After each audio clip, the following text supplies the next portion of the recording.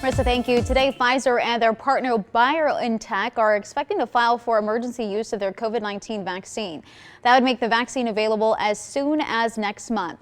The Pfizer vaccine needs to be kept really cold, almost 100 degrees below zero. UNLV just got a special tool to handle it. 13 Investigates reporter Joe Bartels has a look. It's about as small as a household fridge.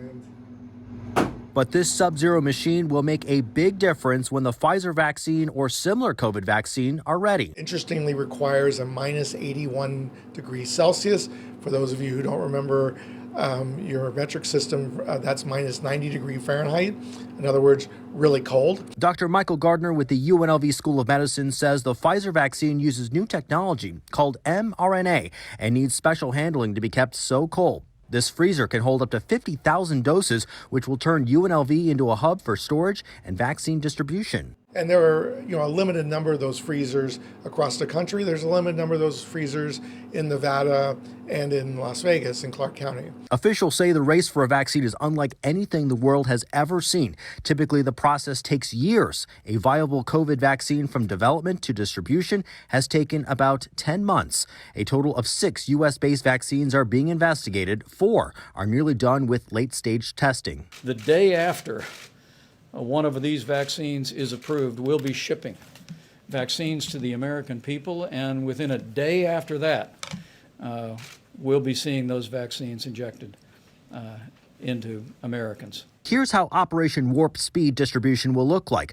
Pfizer plans to pack kits ready to go and ship through FedEx and UPS along with dry ice to keep it cold. The Moderna vaccine will be sent to a facility to be paired with syringes and needles, then sent through shipping partners. From there, it's on to existing vaccine distribution points like hospitals, pharmacies, and even mobile drive-through events. Both the Pfizer and the Moderna, the two that we've been hearing so much about recently, both require 2 doses.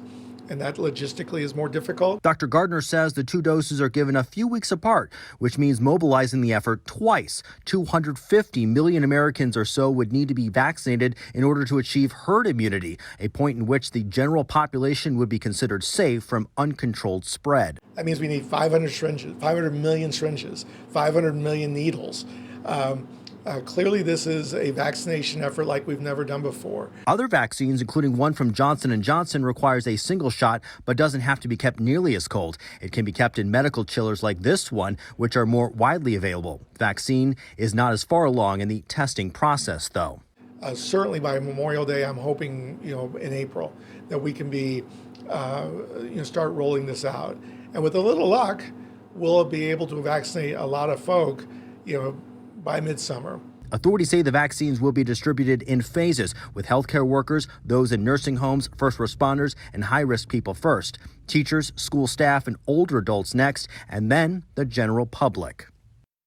And that was Joe Bartels reporting. Medical experts stress the development speed of a vaccine doesn't mean safety was compromised. The vaccines so far have shown little to no side effects and have shown to be more than 90% effective, rivaling the same safety and effectiveness as a vaccine for the measles.